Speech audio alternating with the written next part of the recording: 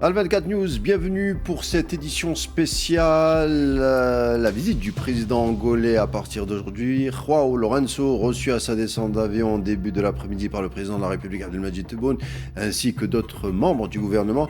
L'Algérie et l'Angola, une relation historique, mais surtout les deux pays veulent approfondir un partenariat à l'heure des bouleversements mondiaux, où la carte de l'énergie est un pilier du développement, mais aussi un levier d'intégration dans d'autres domaines.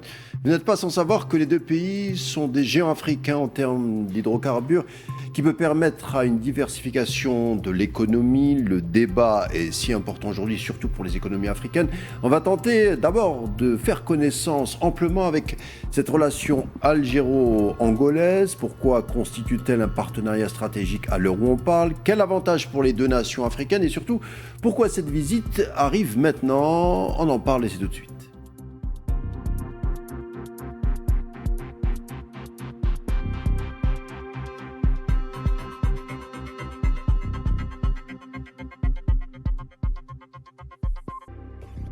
Visite du président angolais João Lourenço à Alger, visite de 3 jours. Alors on le disait, une visite avec un cachet historique, certainement, puisque les deux pays partagent les mêmes vues sur certains dossiers régionaux liés à la décolonisation de l'Afrique et au droit à l'autodétermination, et surtout que les deux nations optent pour la carte énergétique pour développer l'Afrique, et qui dit développement dit stabilité.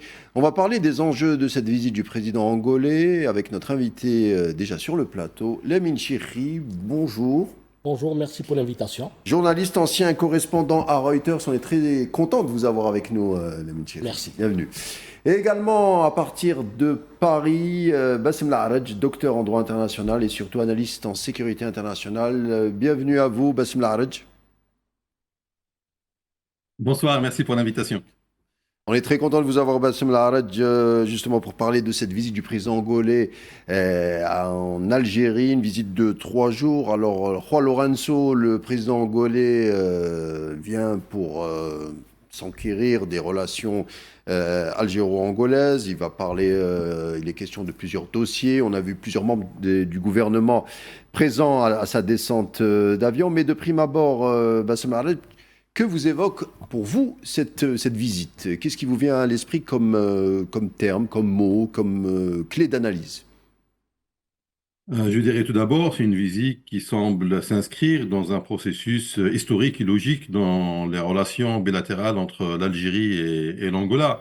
Pour rappel, c'est des relations historiques qui unissent les deux pays. L'Algérie a été l'un des principaux soutiens politiques, financiers, diplomatiques et militaires des mouvements d'indépendance angolais à l'époque, notamment le MPLA, et dont le chef allait devenir le premier président de l'Angola. Donc on voit cet ancrage historique qui est très très important. Et donc aujourd'hui, avec cette visite, il y a une confirmation de cette profondeur historique entre dans les relations entre les deux pays, mais également cette volonté de faire passer ces relations historiques à des relations stratégiques aujourd'hui dans le contexte mondial qu'on connaît aujourd'hui, marqué par une multitude de tensions sur le plan international, une remise en cause de plus en plus importante du droit international, des tentatives de remise en cause également de la souveraineté d'un certain nombre d'États, donc ce qui pousse des États centraux comme l'Algérie et l'Angola finalement à renforcer leur coopération, notamment sur le continent africain, dans le cadre de cette coopération sud-sud qui s'impose de plus en plus. Et là, aujourd'hui, on a finalement deux piliers du continent africain, l'Algérie au nord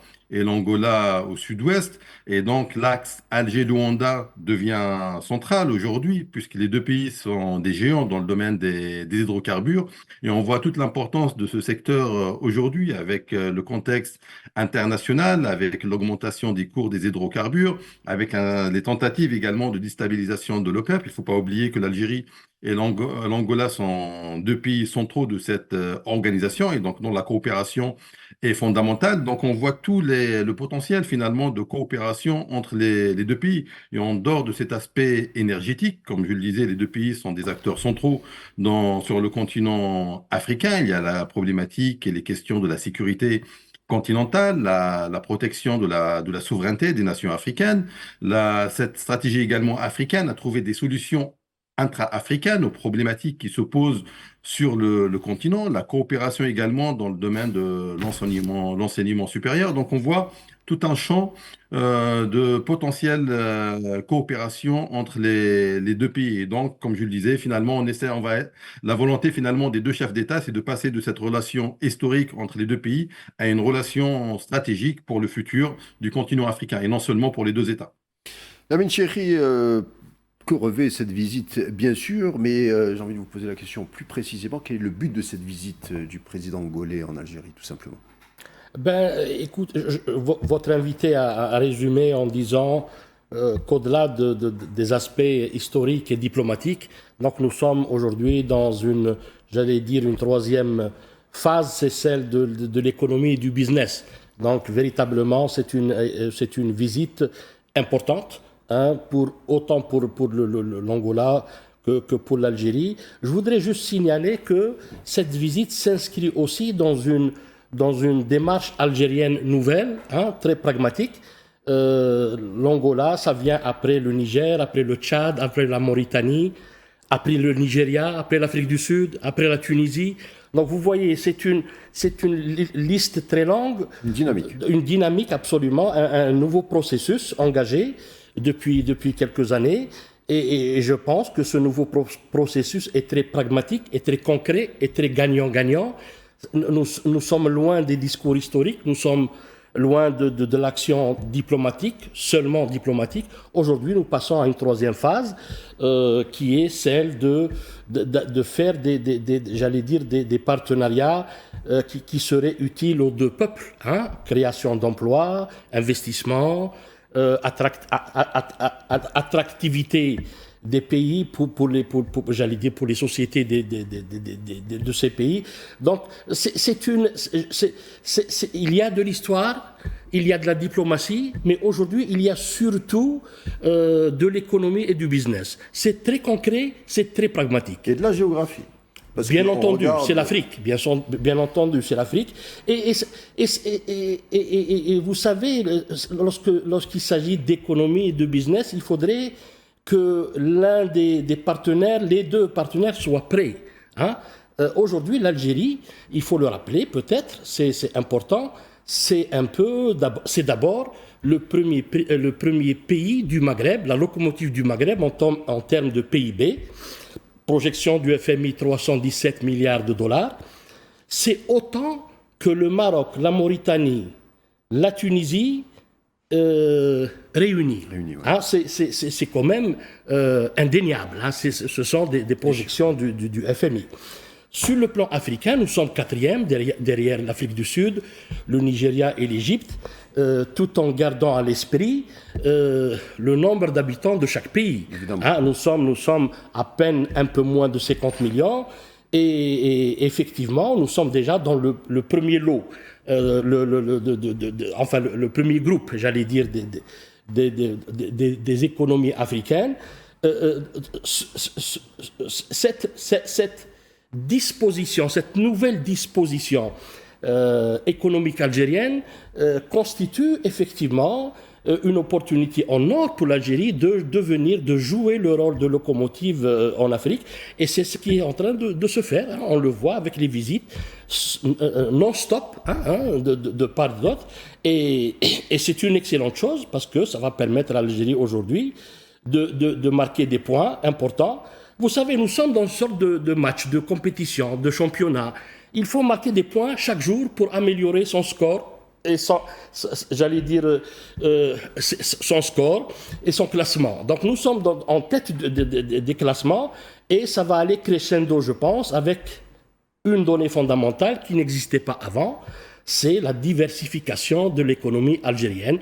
Aujourd'hui, il ne s'agit plus seulement d'hydrocarbures, mais nous parlons j'allais dire, de garage billette, de plants, de phosphate, d'agriculture. Donc c'est cette diversification, bien entendu, automatiquement, j'allais dire, attire des investisseurs, des investissements, et ça permet justement d'adopter, d'affiner notre politique africaine, puisqu'il s'agit effectivement pour le cas de l'Angola, c'est un pays souverain, c'est un État-nation, Et c'est un peu ça, j'allais dire, le terrain propice où préfère jouer l'Algérie. L'Algérie joue dans le camp des États-nations, des États souverains.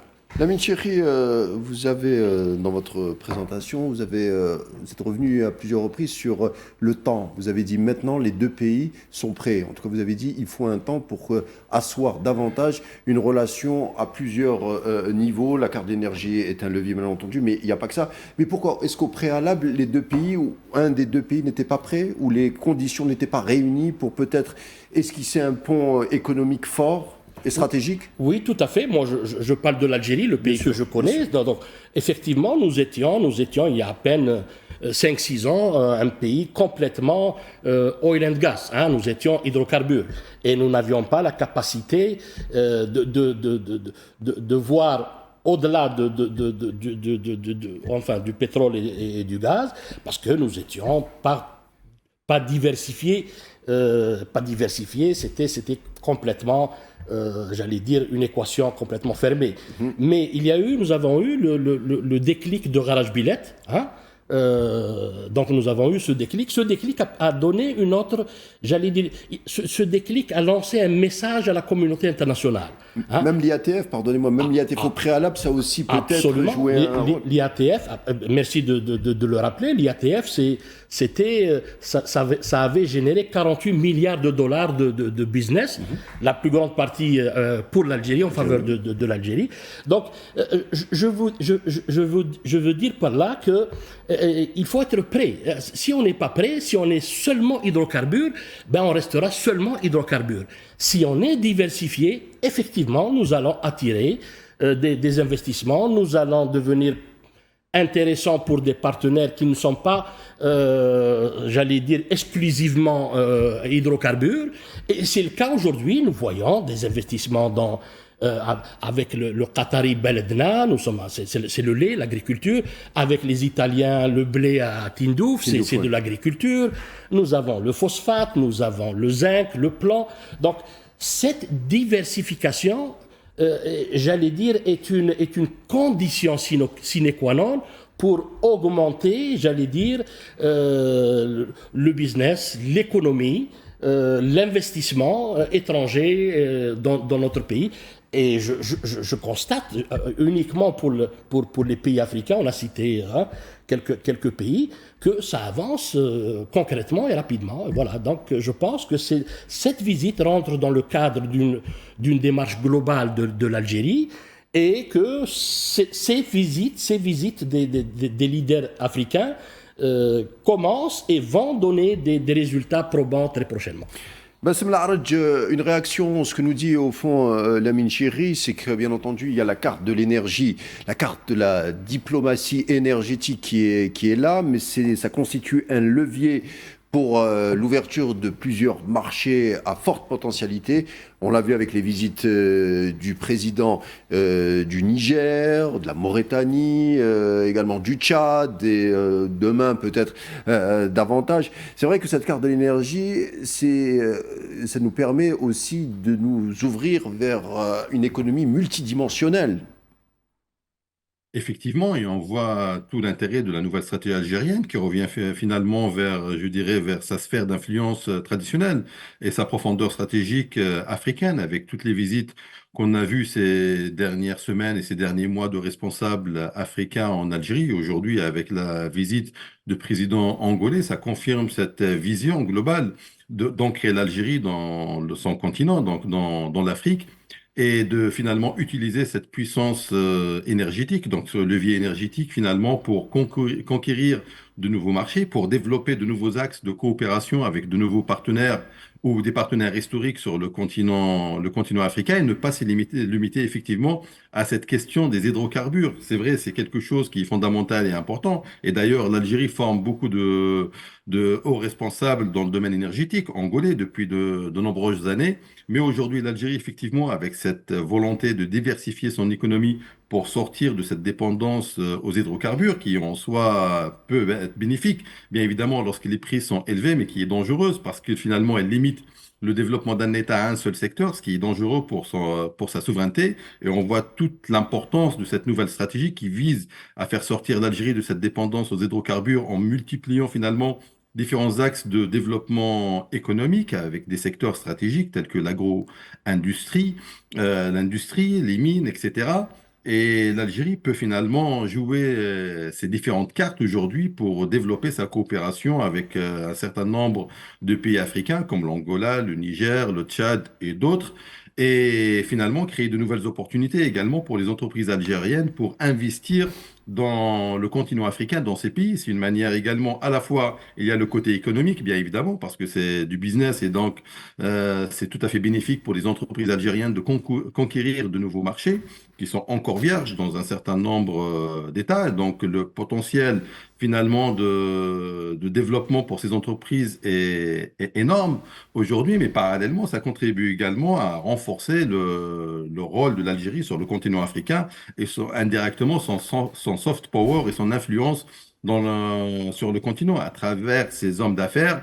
Ces derniers, ce sont également à la fois effectivement des businessmen, mais également ce sont des diplomates indirects de la politique algérienne. Et donc, ils vont véhiculer à travers leur investissement dans le continent africain l'image de l'Algérie et renforcer finalement sa puissance et sa force d'influence. Et on voit donc tout l'intérêt finalement de cette stratégie multidimensionnelle, comme vous l'avez dit, et qui vise finalement à développer, à renforcer la coopération avec l'ensemble des nations africaines, que ce soit dans le Sahel, qui est, comme je le disais, la profondeur immédiate stratégique de l'Algérie, parce qu'on est frontalier avec ces États, mais on le voit également aujourd'hui avec l'Angola, qui rapproche finalement l'Algérie vers l'Afrique australe et l'Afrique située au sud du continent africain.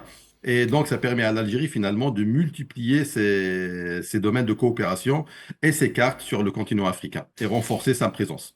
On va parler encore de la question de l'énergie tout à l'heure. Je voulais un peu la mettre de côté pour parler de cette relation entre l'Algérie et l'Angola qui a bien entendu qui est une relation particulière, on l'a dit, historique, mais bien au-delà. Il y a par exemple ce geste du président João Lourenço qui a décerné en novembre dernier la médaille de la classe d'honneur à titre posthume aux anciens présidents algériens Ouali Boumedienne et Ahmed Ben Bella et leur contribution exceptionnelle à l'indépendance et à la reconstruction de l'Angola. C'est João Lourenço qui le dit. On le dit au début, l'Angola démontre, au-delà de la question de l'énergie, que la relation avec l'Algérie est une relation chérie et respectée, Lamine Chéri. Oui, tout à fait. C'est aussi le fruit de l'histoire. Hein, le fruit de l'histoire. Il y a des pays qui restent fidèles, qui restent sur leur position. Nous le voyons avec l'Angola. Et il y a des pays qui trahissent, qui ne sont pas fidèles avec les traditions, avec ce que l'Algérie a donné.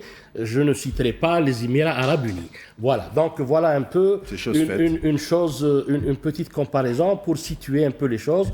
L'Angola, justement, en donnant des médailles à titre posthume à si Boumediene Allah yarhamou et si Ben Bella Allah yarhamou, c'est une belle reconnaissance de l'apport de l'Algérie et le fait que cette relation continue, se diversifie et va même se densifier.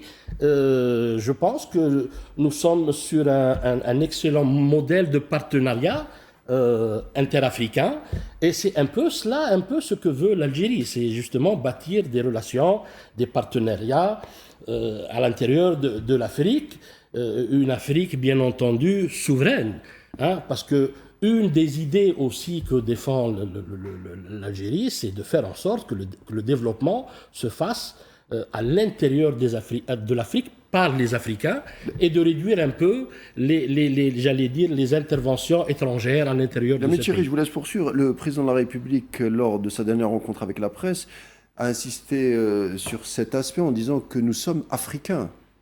Absolument, nous sommes africains, nous sommes plus africains que les Africains. C'est-à-dire, on le savait déjà, mais je veux dire, absolument. il insiste dessus pour dire que nous aussi, nous sommes africains, on a des choses à dire à l'Afrique, l'Afrique a des choses à nous dire, on a des choses à construire ensemble. Ah oui, absolument, et l'avenir se fera en Afrique, entre Africains. Bien entendu, c'est un continent qui va progresser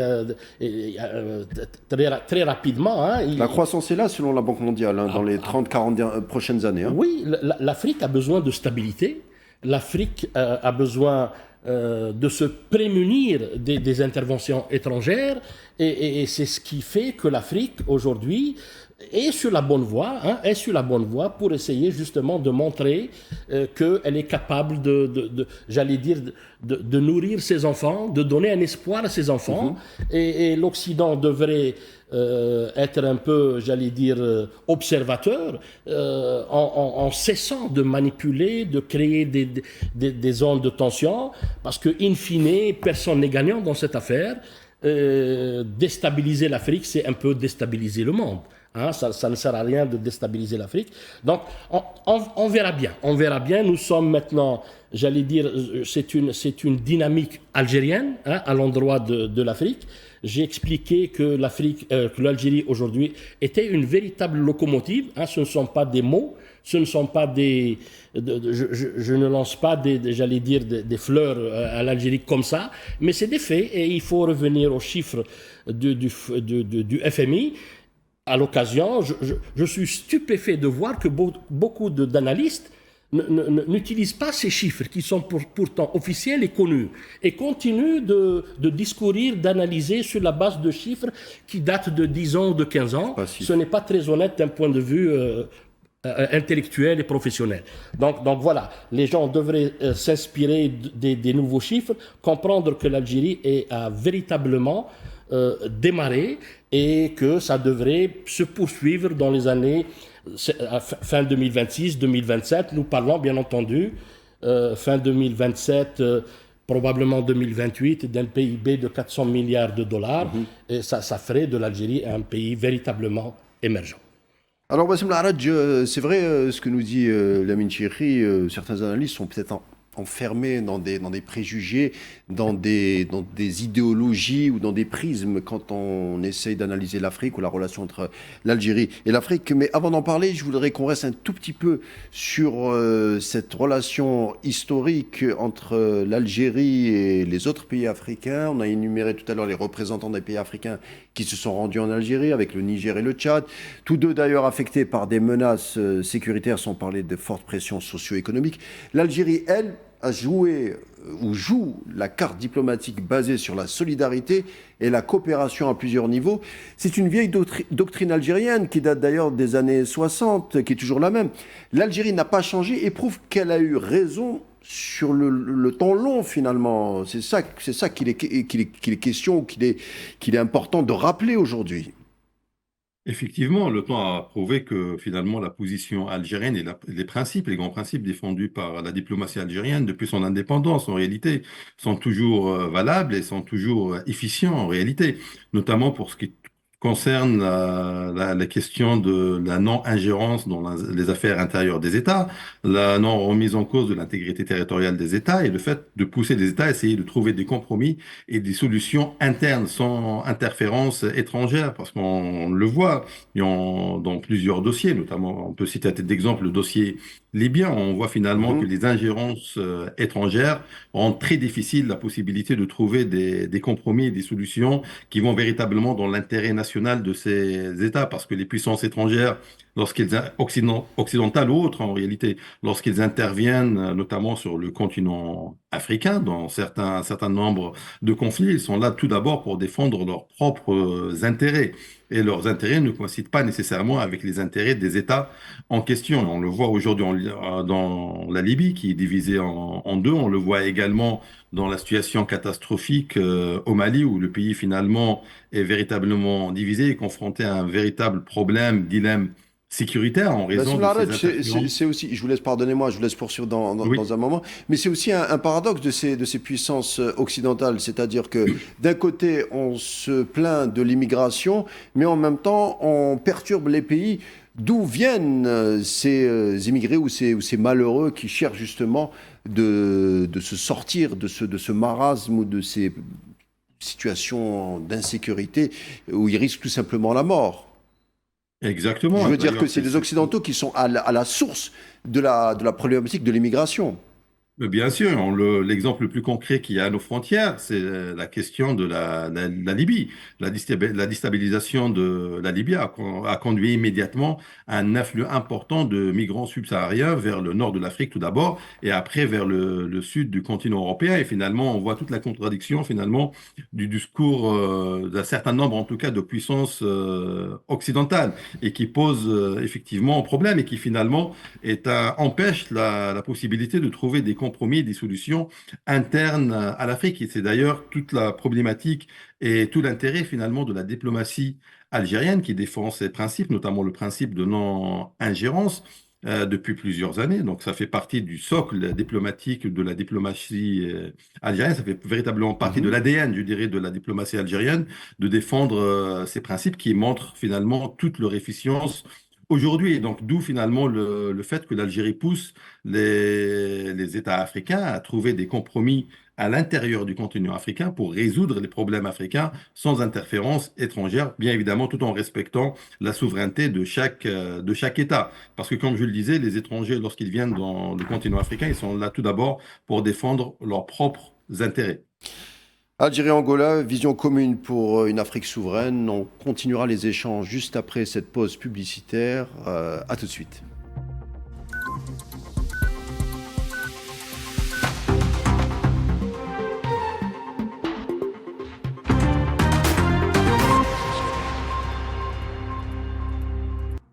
Seconde partie de notre émission consacrée à la visite du président angolais João Lourenço en Algérie, une visite qui revêt un accent bien entendu sur la stabilité en Afrique, mais également sur la coopération bilatérale, sans parler d'une vision commune partagée pour une Afrique souveraine, mais qui doit s'articuler à plusieurs niveaux. Bien entendu, la carte diplomatique de l'Algérie qui séduit et s'inscrit sur le temps long, c'est ce qu'on disait avant la coupure publicitaire, et qui est reconnue par plusieurs pays africains, comme l'Angola aujourd'hui.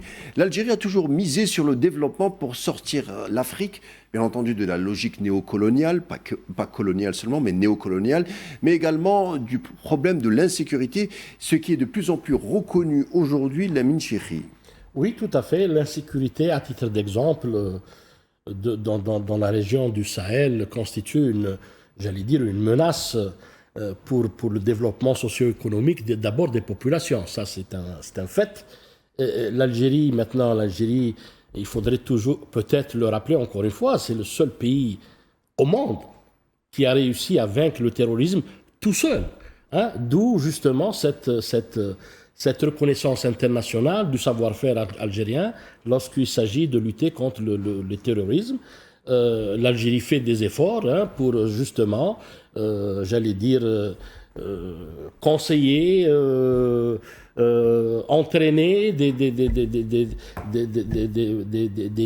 unités, des soldats africains dans ces écoles de formation militaire. Donc elle fait beaucoup d'efforts justement pour essayer de combattre ce fléau. Regardez la situation au Mali, c'est une situation très difficile, mais malgré tout, l'Algérie réitère son soutien et sa disponibilité à trouver une solution politique négociée entre les belligérants. Donc l'Algérie fait ce qu'elle peut, pour essayer justement, ces visites de ces leaders africains en Algérie.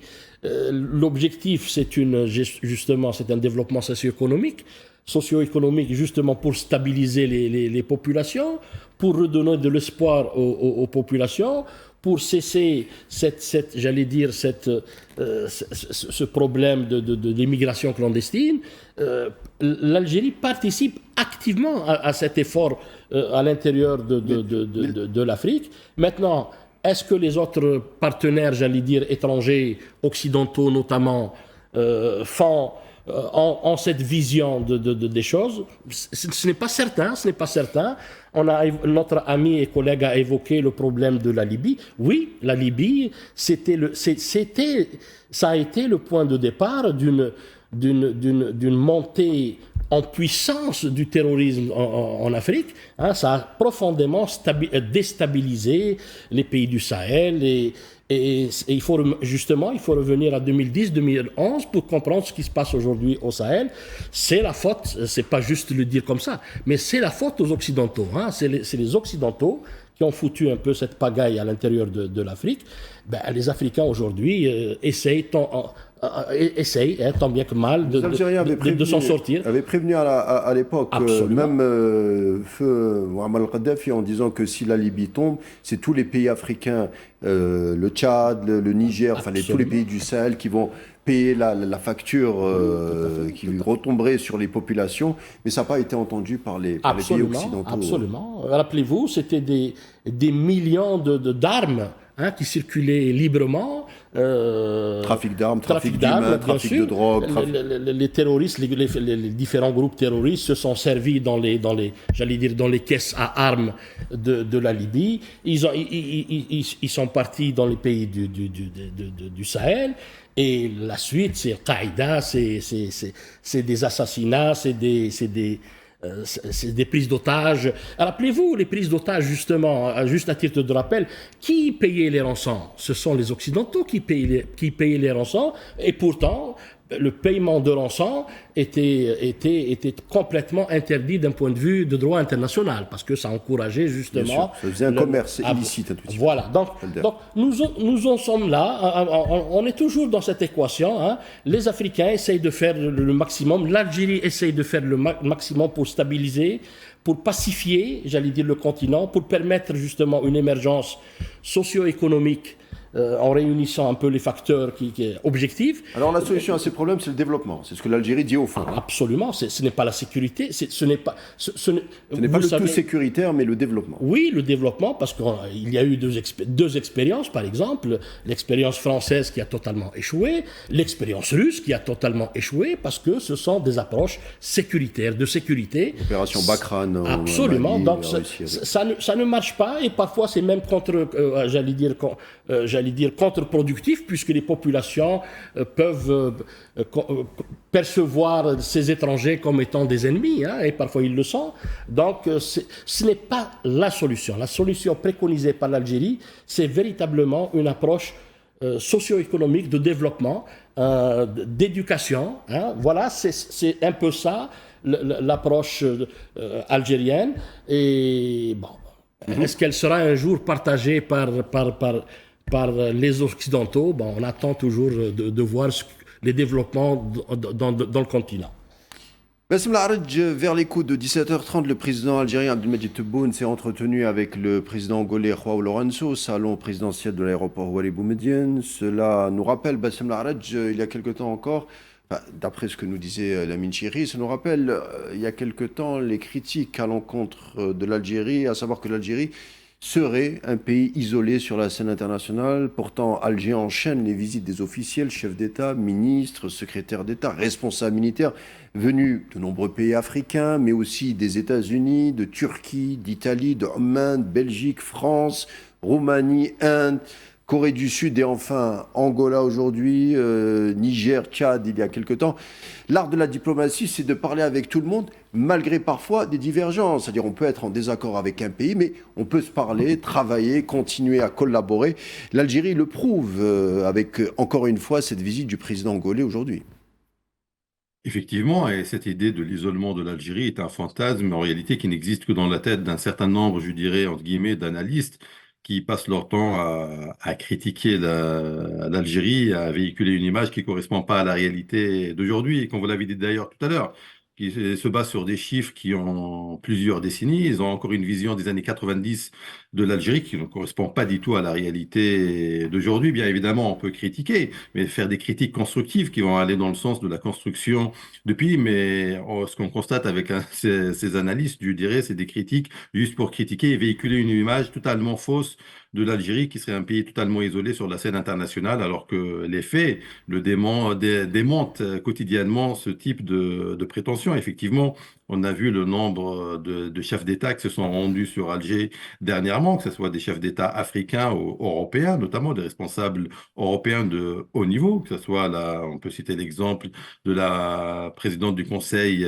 italien, des responsables espagnols, des responsables européens tout récemment, sans parler le fait que finalement la diplomatie algérienne est également très active sur le continent africain et au-delà. Effectivement, la particularité de l'Algérie, c'est qu'elle a depuis très longtemps, c'est cette capacité finalement de discuter avec tout le monde et ne pas se fermer dans un axe. Elle est à la fois, et ça a été rappelé tout dernièrement par le chef de l'État en disant que l'Algérie, effectivement, avait des liens d'amitié et des liens historiques avec des États comme la Russie ou la Chine, mais cela n'empêchait pas en même temps que l'Algérie puisse développer de bonnes relations avec les États-Unis ou les États occidentaux. L'essentiel pour l'Algérie, c'est qu'aucun État ne s'ingère dans ses affaires intérieures ou qu'il s'immisce dans sa politique étrangère en conditionnant sa coopération avec la remise en cause des relations de l'Algérie avec d'autres États. L'Algérie a toujours eu une politique indépendante et je pense que c'est quelque chose qui est connu par l'ensemble des États et notamment des grandes puissances et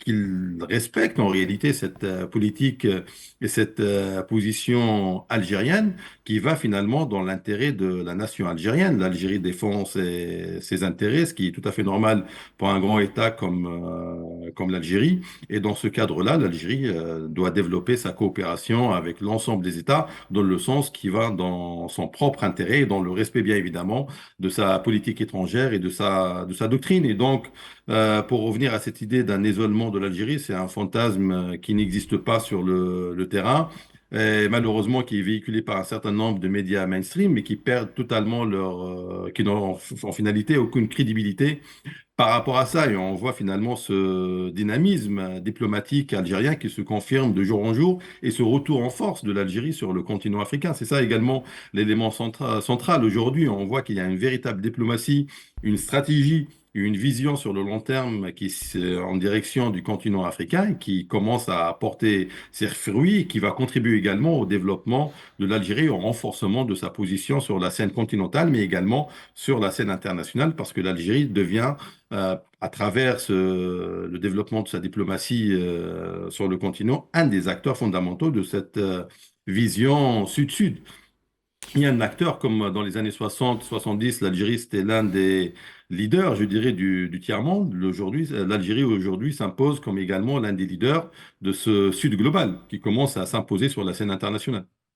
Lamine Chéri, bon, l'Afrique et l'Algérie, c'est une relation où une seule émission ne suffirait pas pour dire tout ce qu'elle revêt.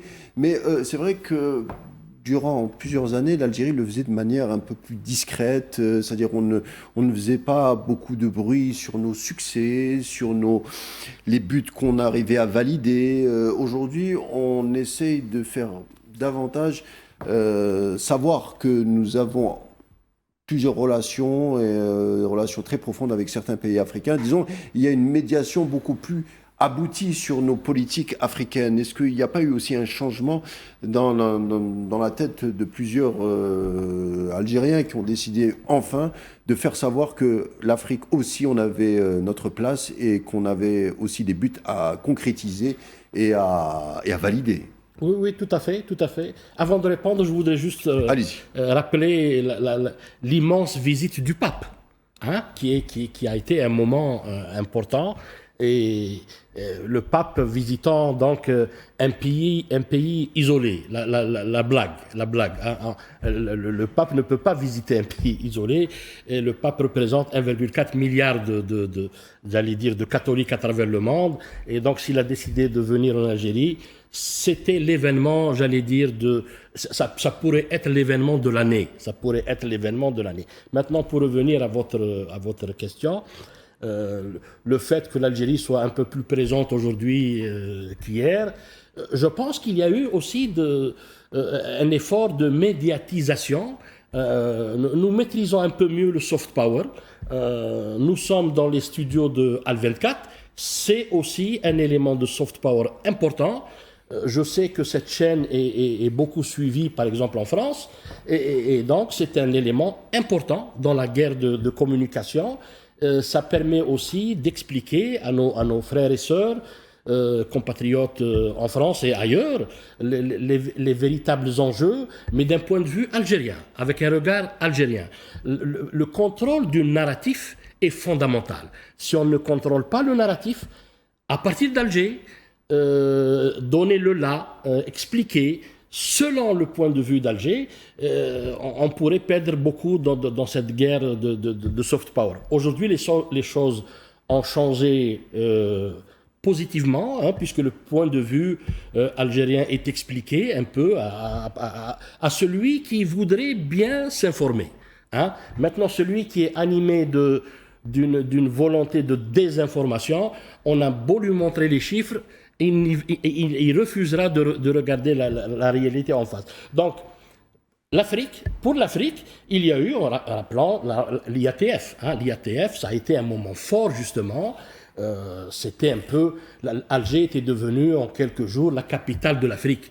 Donc, c'était un point important parce que ça avait permis aux Africains de voir Alger, de voir l'Algérie avec leurs propres yeux.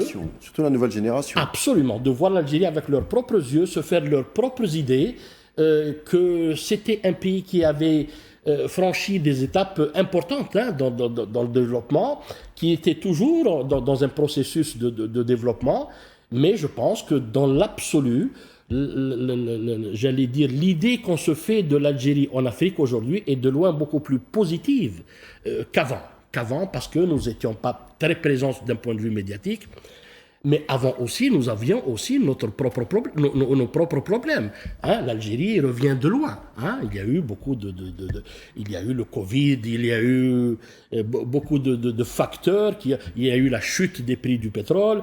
Justement, un point important, c'est comment ne plus dépendre uniquement des prix du pétrole. C'était ça aussi une des leçons que nous avons apprises des crises antérieures. Et donc, aujourd'hui, je pense que, objectivement, globalement, il y a une meilleure appréhension de l'Algérie à l'intérieur du continent africain. Et la preuve de ce que je dis, ce sont ces visites hein, ininterrompues qui se poursuivent. Avant de rentrer au studio, j'ai lu qu'il y avait une délégation du ministère du pétrole du Niger qui est en Algérie aujourd'hui. J'ai lu aussi qu'il y avait une autre délégation allemande qui devait donc discuter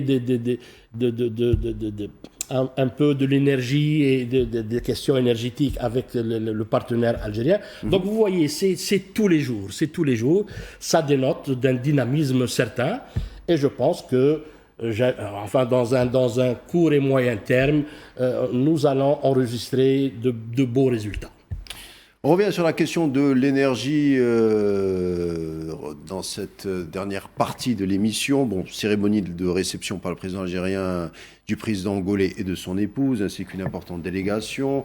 L'énergie, une émission spéciale consacrée à ce volet tout à l'heure, mais on peut le dire, les deux pays sont tous les deux des géants de l'énergie sur le continent africain. Ils font partie des plus grands producteurs de pétrole. En termes de réserves, par exemple, l'Algérie occupe la 3e place avec à peu près 12 milliards de barils. L'Angola, c'est à peu près 8 milliards de barils. L'énergie est un levier important, on l'a dit. À l'heure de l'agression contre l'Iran et la guerre en Ukraine, c'est une opportunité pour ces deux pays, Bassem Larraj.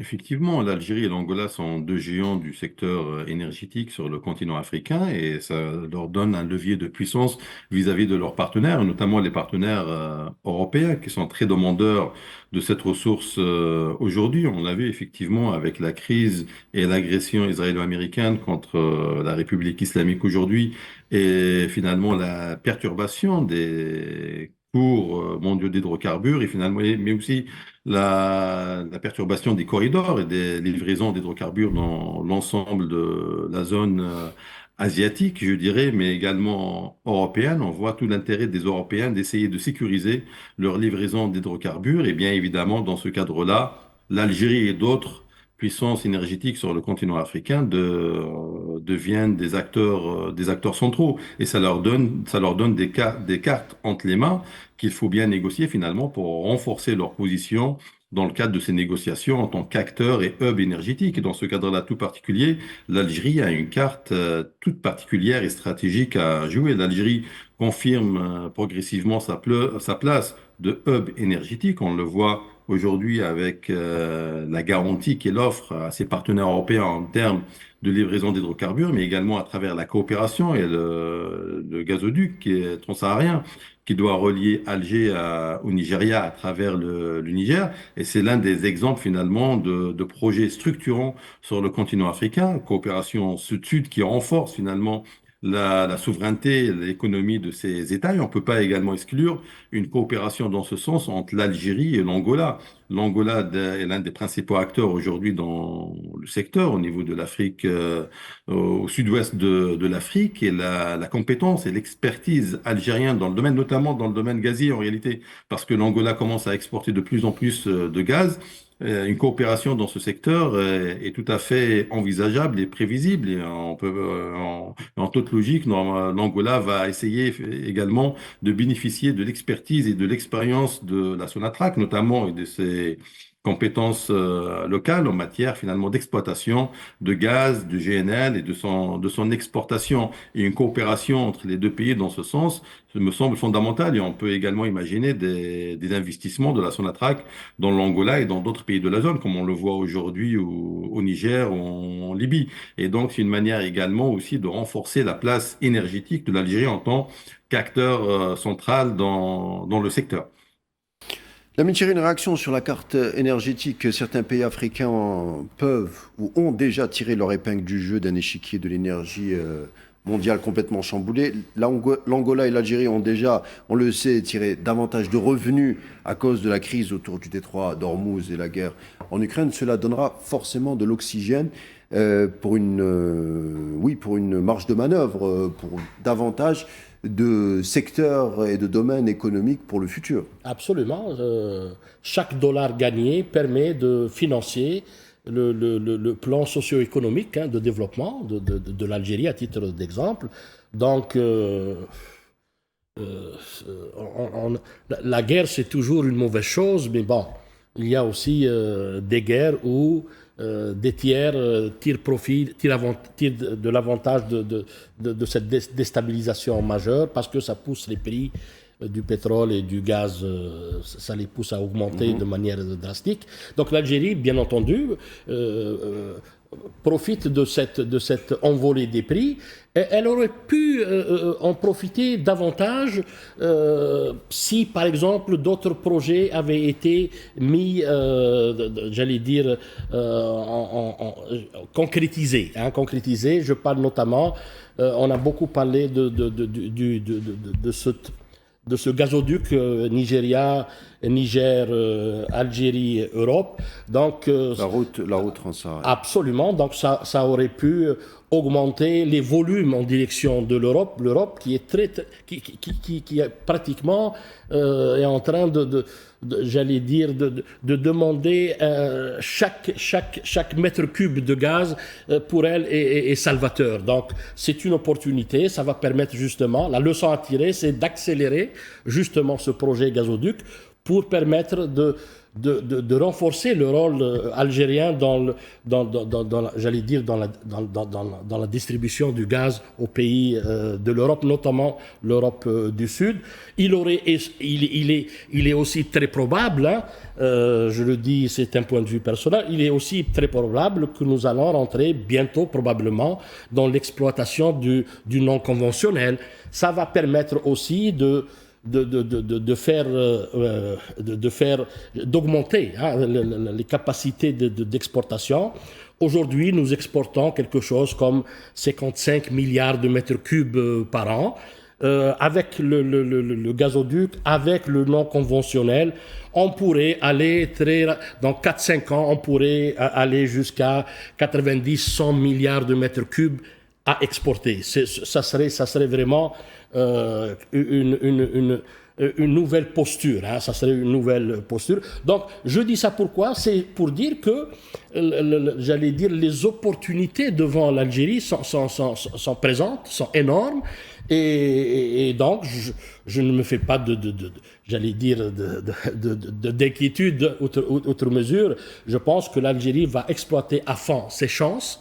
Elles sont réelles, elles sont présentes. Et le fait d'augmenter ses ressources, ses revenus pétroliers, gaziers, ça va aller de pair avec l'augmentation des revenus en dehors des hydrocarbures. Nous avons parlé de Garage Billet, du plan, du phosphate et tout cela. L'Algérie est un pays qui devrait avoir des revenus annuels qui tourneraient autour de 100-150 milliards de dollars.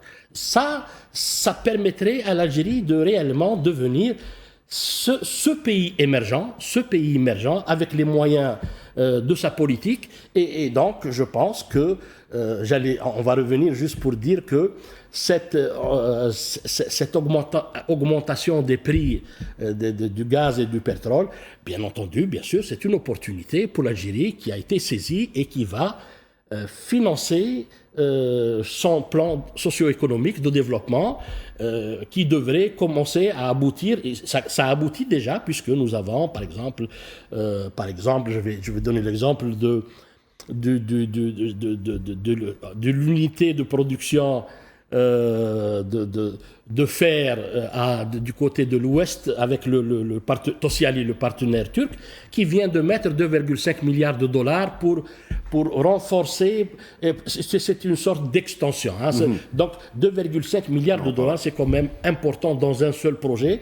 Donc vous pouvez imaginer un peu, si vous multipliez ces 2,5 milliards de dollars par 10 ou 15 d'autres projets, donc vous allez avoir une nouvelle carte, j'allais dire, économique de l'Algérie dans très peu de temps.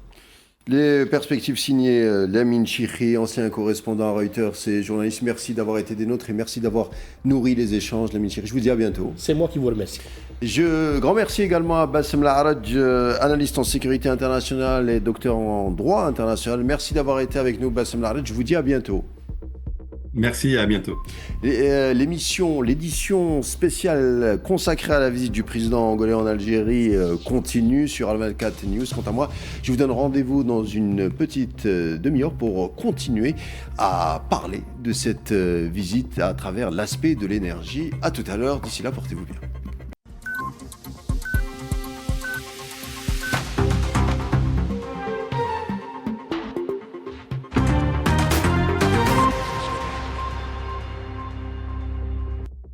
Édition spéciale consacrée à la visite du président angolais João Lourenço en Algérie, visite officielle de 3 jours, bien sûr une visite importante et stratégique car elle comprend l'important volet de l'énergie à propos duquel il y a beaucoup de choses à dire. Différents accords ont été signés d'ailleurs cet après-midi, l'Algérie et l'Angola, 2 géants africains du pétrole et du gaz qui coopèrent déjà pour à la fois sécuriser leur approvisionnement, échanger des expertises et développer des projets conjoints. Lorsqu'on parlait de la diplomatie de l'énergie algérienne, elle revêt ces dimensions. Le ministre de l'énergie, Mohamed Arkab, s'était rendu à Luanda, capitale angolaise, en juin 2025 pour renforcer un partenariat bilatéral dans le pétrole et le gaz et les engrais, et les énergies renouvelables. En avril 2025, cette coopération a été institutionnalisée d'ailleurs.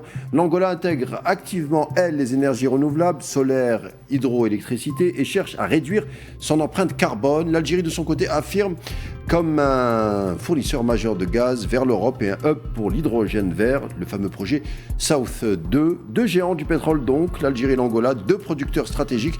Mais comment peser davantage avec cette carte de l'énergie sur les décisions africaines et pourquoi pas mondiales? On en parle et c'est tout de suite.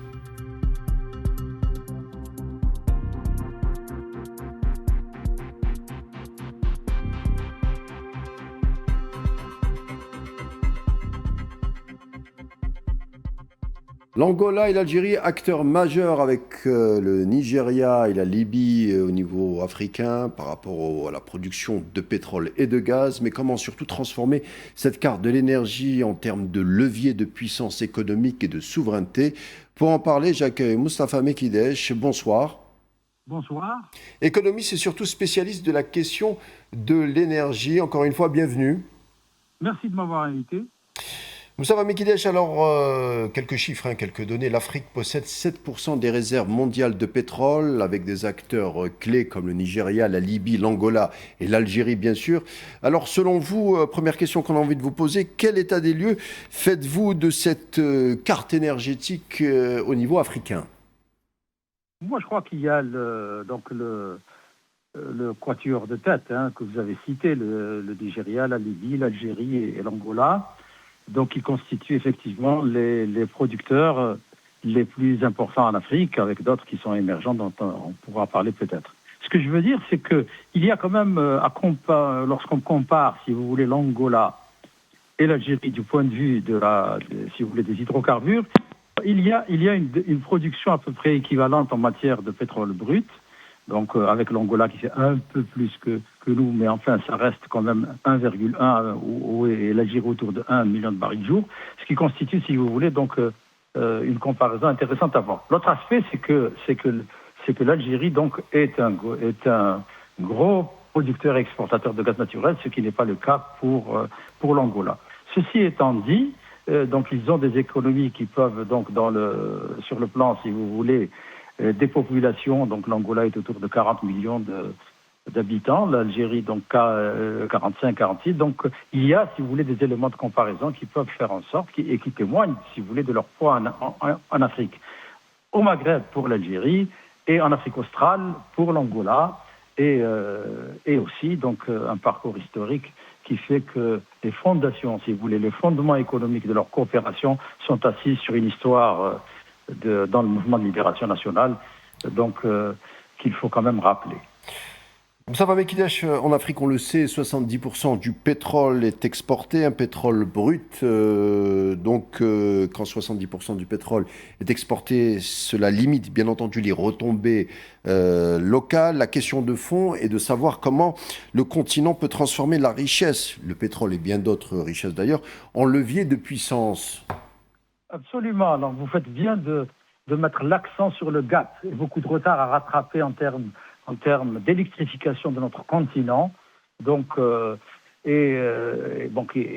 vous renvoie à l'agenda 2063 de l'Union africaine, qui en fait un des objectifs le plus importants, c'est celui d'électrification et de l'élargissement, si vous voulez, de la disponibilité de l'énergie sur notre continent, qui est un défi important.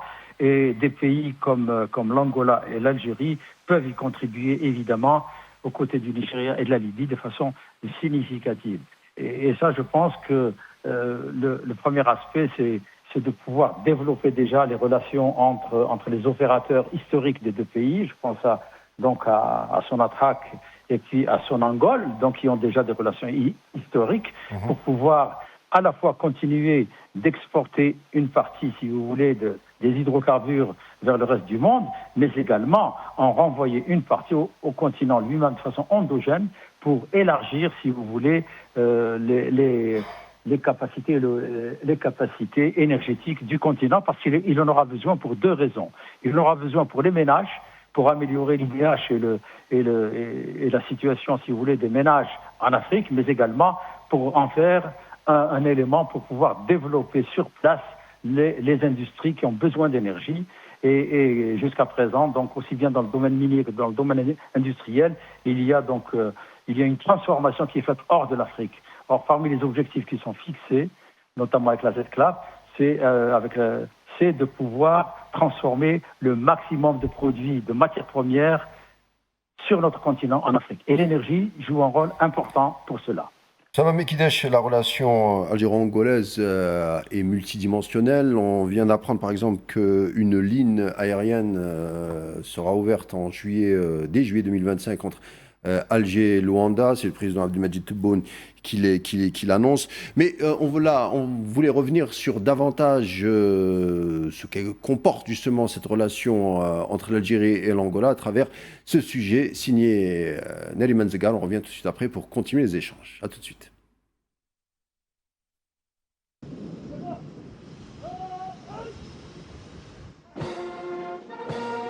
« 50 ans de fraternité, 50 ans d'une fidélité qui n'a jamais vacillé. Quand le président angolais foule le sol algérien aujourd'hui, il ne visite pas une capitale étrangère, il revient sur une terre qui a porté l'espoir de son peuple.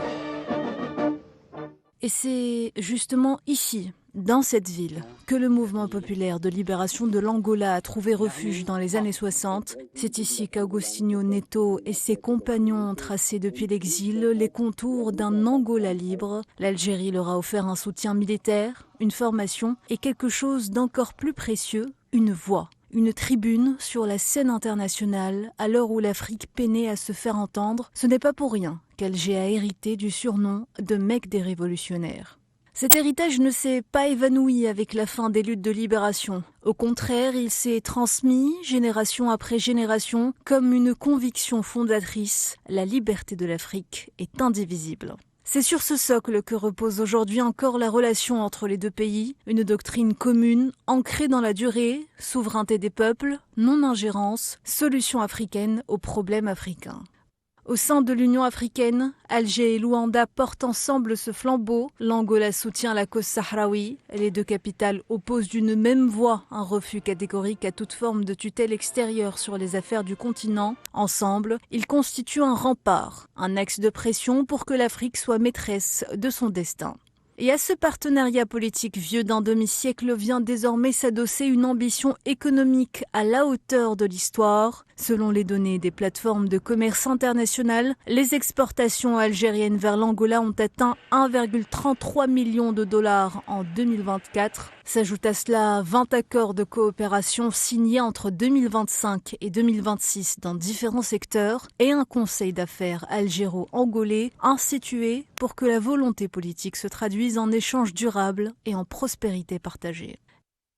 Et dans ce paysage africain en pleine recomposition, l'axe Alger-Luanda s'affirme avec une force renouvelée, adossée à ce que l'histoire a bâti, tournée vers ce que l'avenir commande. 50 ans après les premières poignées de main entre révolutionnaires, les deux pays ont à nouveau rendez-vous, non avec le passé, mais avec l'Afrique qu'ils entendent construire. Voilà cette relation algéro-angolaise multidimensionnelle avec ce sujet signé Nariman Zegar. Toujours avec nous, ça va Mekidesh. Justement, on voulait parler avec vous également de cet aspect, l'agression américaine sioniste contre l'Iran, avec un impact sur l'échiquier de l'énergie mondiale. Cela a été une aubaine d'ailleurs pour l'Algérie, notamment au niveau du gaz. Est-ce que vous pouvez nous en parler de cet aspect certains pays ont tiré leur épingle du jeu, c'est le cas de l'Algérie. Est-ce que vous pouvez nous donner certaines précisions à ce niveau-là ? Oui, je pense qu'il ne vous a pas échappé que l'évolution des prix des hydrocarbures, et notamment du pétrole brut, donc, ont augmenté de façon exponentielle. Et ça, c'est un élément positif pour les pays exportateurs de pétrole en particulier et même du gaz naturel. Alors, s'agissant de l'Angola, elle exporte donc essentiellement du pétrole. Elle est dans une situation où elle a une dette extérieure donc qui est significative, avec un service de la dette qui est important, et que par conséquent cette élévation importante, si vous voulez, des prix du brut va lui permettre de desserrer cette contrainte extérieure, essentiellement entre les mains de l'Angleterre et de la Chine, et lui permettre également donc de dégager plus de ressources pour pouvoir allumer d'autres moteurs de la croissance. Ça, c'est un élément très important, ce qui n'est pas le cas de l'Algérie, puisque nous n'avons pas de dette extérieure, et de ce point de vue-là, donc c'est un aspect qui est important pour permettre donc à l'Angola, pays frère, de pouvoir disposer de ressources pour pouvoir, comme je l'ai dit, allumer d'autres moteurs de la croissance, notamment dans l'agriculture, notamment dans les mines et notamment également dans les industries. On l'a dit, hein, l'agression américano-sioniste contre l'Iran a eu un impact sur l'échiquier de l'énergie mondiale. Le baril du pétrole avoisine environ les 108 dollars. Donc c'est un marché de l'énergie qui est au conditionnel. Est-ce que les pays africains producteurs de pétrole peuvent jouer un rôle pour stabiliser le marché mondial? On sait qu'ils n'ont que 7% des réserves de pétrole au monde, mais quand même, est-ce qu'il y a une carte à jouer à ce niveau-là? Oui, je pense que pour ce qui concerne, par exemple, pour ce qui concerne déjà donc l'Angola, elle est traditionnellement donc elle est tournée vers l'Asie, donc elle est donc l'océan Indien n'est pas très loin, donc elle va pouvoir, elle a dû le faire probablement, j'ai pas les chiffres en tête, donc une demande accrue des pays asiatiques, notamment la Chine, l'Inde, etc. Donc qui font partie déjà de si vous voulez, de ces marchés traditionnels. Et pour l'Algérie, c'est l'Europe, donc pour le gaz essentiellement, mais pas que. Alors, tout ça marque, si vous voulez, le fait que par rapport, si vous voulez, à la communauté internationale, les engagements des pays africains en matière de production et de couverture, si vous voulez, des besoins qui peuvent être exceptionnels ou réguliers, est déjà là. Mais l'autre aspect des choses qu'il faut voir également, c'est également maintenant de mettre de plus en plus l'accent sur la nécessité d'élargir, si vous voulez, et de couvrir la demande africaine en matière de produits énergétiques. Et de ce point de vue-là, si vous voulez, les coopérations, par exemple, entre Sonatrach et Sonangol, peuvent permettre à la fois d'élargir les réserves, elles peuvent être présentes en commun sur des permis, si vous voulez, aussi bien donc en Afrique de l'Est que dans d'autres régions où il y a des indices intéressants, mais également dans l'offshore. Et ça, si vous voulez, c'est déjà construit. Je pense que les relations entre Sonatrach et Sonangol, la Société nationale angolaise de pétrole, sont déjà des relations historiques. Donc nous formons déjà leurs ingénieurs à l'IAP depuis déjà plusieurs décennies. Mais ça peut être un élément intéressant à suivre. Et également, dans le cadre de l'APO, l'Organisation africaine des pays producteurs de pétrole, dans laquelle l'Algérie et également l'Angola jouent un rôle important. D'ailleurs, ils sont à l'initiative de la création d'une banque africaine de l'énergie pour pouvoir financer, si vous voulez, ce type d'opération et pour permettre, si vous voulez, d'avoir une disponibilité d'énergie plus grande sur notre continent. En effet, plus grande sur notre continent, c'est-à-dire avoir un levier de puissance pour à la fois diversifier son économie et asseoir davantage de souveraineté, notamment de souveraineté économique. Bon, on le sait, l'Angola essaye d'opter pour la carte du pétrole pour développer par exemple son agriculture. Les ressources en or noir pèsent environ 30% du produit intérieur brut du pays, mais cela s'épuise. Le pays tente, il faut le dire, péniblement de diversifier son économie avec des terres arabes qui représentent un immense potentiel. On sait en Angola, il y a un manque d'infrastructures qui fait obstacle à un développement. C'est le paradoxe africain, c'est-à-dire être riche en ressources, mais pauvre à la fois. Cela s'observe en tout cas un peu en Angola. Vous allez me donner votre avis. Oui, vous avez parlé du secteur de l'agriculture. Effectivement, c'est un paradoxe parce que les terres sont arables, donc ils ont des quantités importantes, mais là, il faut une industrie des engrais. Or, donc là, de ce point de vue-là, donc il va falloir par exemple, avoir une coopération avec l'Algérie qui, de ce point de vue-là, a une expérience historique qui peut permettre qui peut permettre à l'Angola d'accéder, si vous voulez, à ces ressources pour pouvoir avoir une agriculture qui soit donc productive. Ça, c'est également pour les infrastructures. Également, donc il y a et de ce point de vue-là, je voulais relever juste un aspect peut-être. Par exemple, sur l'IDH, l'Algérie donc est en tête dans le continent africain depuis déjà, et c'est récurrent depuis plusieurs années. C'est-à-dire qu'elle a l'indice de développement humain le meilleur sur le continent, lorsqu'on exclut les Maurice et les îles Maldives, etc. Donc, et ça témoigne du fait qu'il y a eu une redistribution plus importante et si vous voulez, un niveau, si vous voulez, de protection sociale plus important. C'est pas le cas encore donc en Angola. Ils peuvent également, si vous voulez, prendre l'expérience algérienne pour pouvoir élargir, si vous voulez, et prendre en charge cet aspect des choses qui est important parce que les ressources humaines en Afrique constituent, du point de vue de l'éducation, du point de vue de la santé, du point de vue également peuvent constituer également donc un vecteur important à développer. Le pétrole et le gaz, bien entendu, sont des piliers de la richesse. Le défi est de transformer cette richesse en développement, mais cette richesse doit aussi reposer sur des infrastructures de transport, rail, port aussi, beaucoup d'infrastructures. On l'a vu avec Rar Jubilet, il y a une espèce de petite révolution au niveau des infrastructures qui est en train de s'opérer. Ça se passe également en Afrique. On parle bien entendu de la route transsaharienne, la fameuse route du diamant. Bon, c'est un sujet en soi.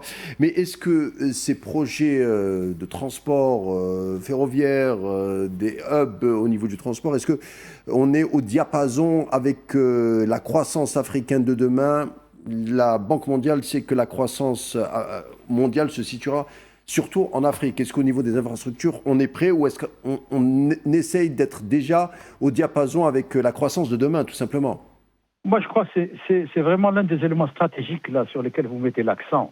C'est celui, donc, si vous voulez, du développement des infrastructures en Afrique, en particulier routières et le rail aussi. Et là, je crois qu'il y a donc l'expérience algérienne de développer, donc, qui est déjà...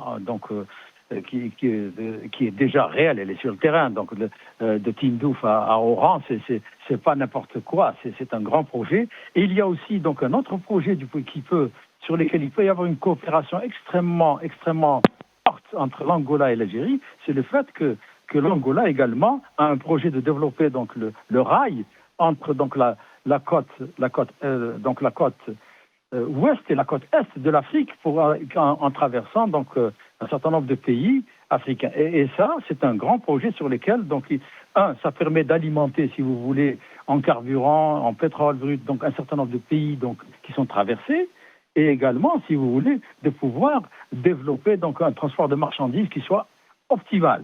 Et ça, ce projet-là, l'Algérie peut apporter, si vous voulez, et l'Angola se retrouve sur des grands défis continentaux sur lesquels ils peuvent raccorder leurs violons et coopérer de façon significative, trouver les financements, trouver les technologies et mettre en œuvre ces grands projets-là.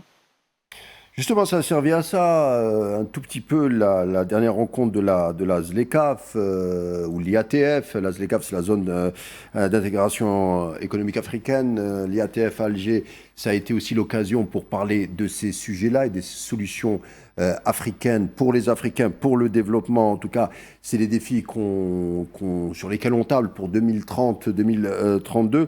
Est-ce la solution pour un monde de demain, ou est-ce que les services financiers, est-ce que les banques, est-ce que les élites africaines, est-ce que les pays sont prêts pour justement être au rendez-vous de ce fameux 2030 où il y aurait en principe une zone d'intégration africaine?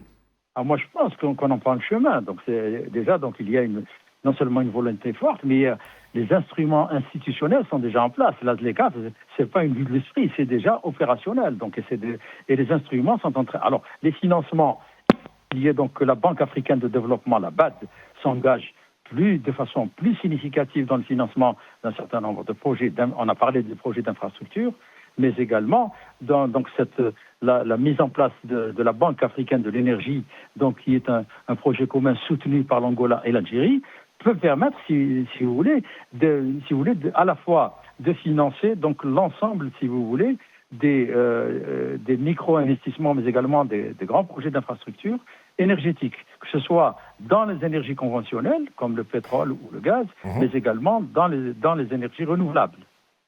Capter la valeur au lieu de l'exporter, on l'a dit, on insiste encore, on exporte la matière brute sans la transformer sur place, c'est-à-dire on n'intègre pas une échelle de valeur. Où en sont justement les deux pays à ce niveau-là? Parce qu'on parlait de cette révolution économique déjà dans les années 60-70.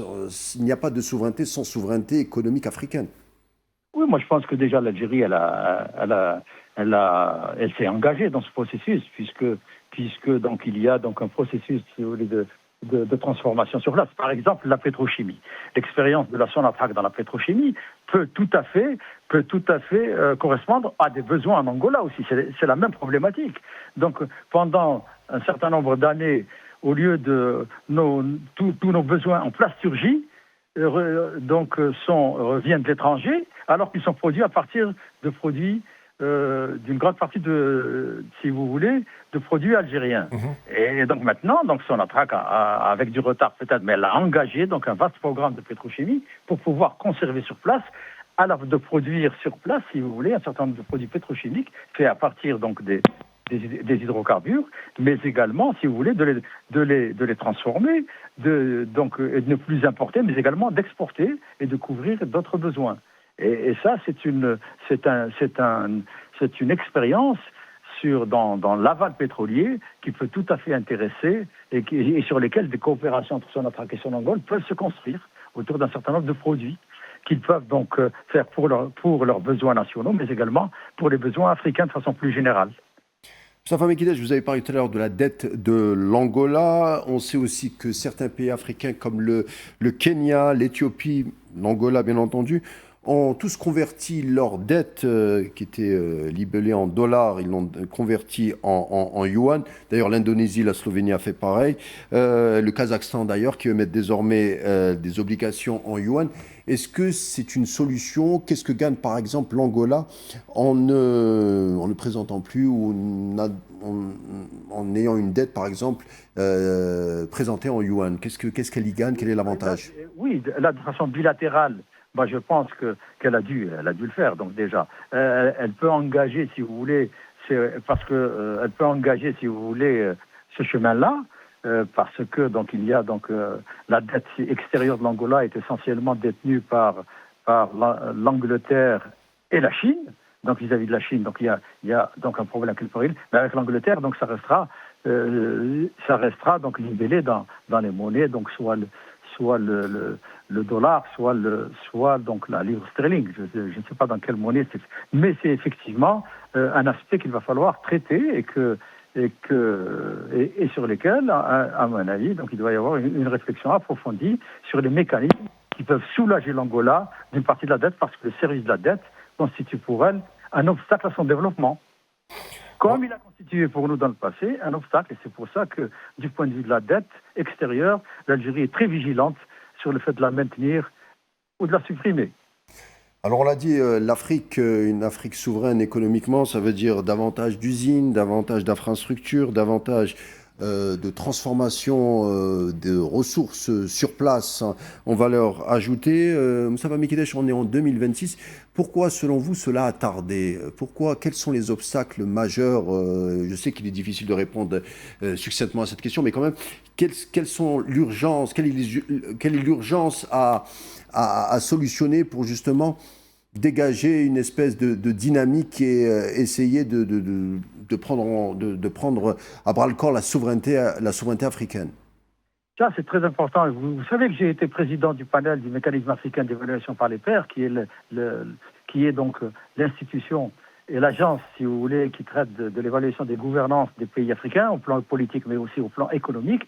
Et effectivement, parmi les obstacles que j'ai pu observer à travers les pays que j'ai pu évaluer, en Afrique australe, en Afrique de l'Est et en Afrique occidentale, c'est qu'il y a, si vous voulez, le poids, si vous voulez, des lobbies qui ont fait en sorte de ne pas permettre aux pays de notre continent de transformer sur place leurs richesses. Je cite un exemple, la Côte d'Ivoire, le chocolat. La Côte d'Ivoire, c'est le premier producteur au monde de cacao. Et je retrouve, moi, dans les supérettes d'Abidjan, du chocolat qui est transformé en Suisse et en Europe, de façon plus générale. Alors que manifestement, on aurait pu développer des industries et c'est, si vous voulez, ce poids, si vous voulez, de l'asymétrie dans les rapports économiques entre l'Afrique et le reste du monde qu'il va falloir transformer et qui est en train d'être, à mon avis, revu pour faire émerger une souveraineté économique africaine réelle, au service des Africains. Moustapha Mekidesh, merci d'avoir été des nôtres pour le sujet du jour, à savoir la relation algéro-angolaise sur le volet de l'énergie, et bien d'autres volets d'ailleurs. Merci encore, économiste et spécialiste de la question de l'énergie. Je vous dis à bientôt, Moustapha Mekidesh. Merci de m'avoir invité. C'est un plaisir. L'édition spéciale se conclura ici. Merci de nous avoir prêté attention. Je vous laisse avec la suite des programmes sur Al 24 News et on se retrouve samedi. D'ici là, portez-vous bien et bonne soirée.